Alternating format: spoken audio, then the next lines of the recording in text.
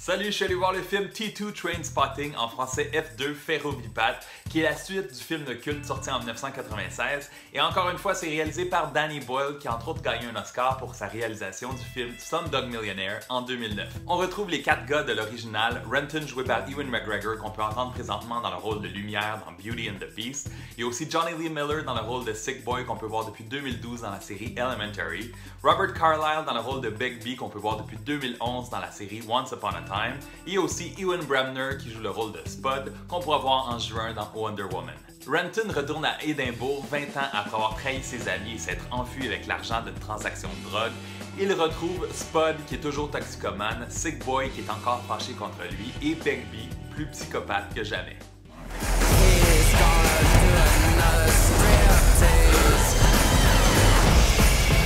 Do you still take heroin? No, not for 20 years. You're an addict, so be addicted. Just be addicted to something else.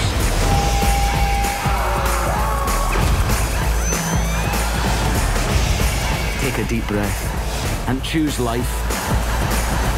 Dès le départ, j'ai beaucoup aimé cette suite, la manière dont on nous représente les personnages, on les réunit. On reconnaît la signature de Danny Boyle avec son montage et sa réalisation super dynamique.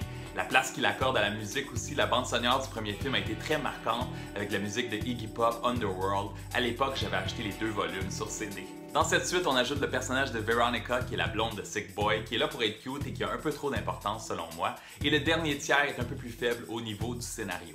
L'humour est encore présent, la drogue, la violence, quelques scènes dégueulasses. T2 Trainspotting est bourré de clins d'œil et d'extraits du premier film qui va satisfaire plusieurs fans. C'est une suite réussie qui vient pas entacher le grand classique qui était le premier, mais c'est à voir seulement si vous avez vu et aimé le premier film, qui en passant est disponible sur Netflix. Moi j'ai décidé de me le retaper, ça fait quand même 21 ans. Ce nouveau film dure 1h55 et je lui donne 3 étoiles et demie sur 5. Si t'as aimé la vidéo, donne un thumbs up, abonne-toi à ma chaîne pour ne rien manquer. La semaine prochaine, je vous retrouve avec ma critique du film Ghost in the Shell avec Scarlett Johansson. On se revoit bientôt.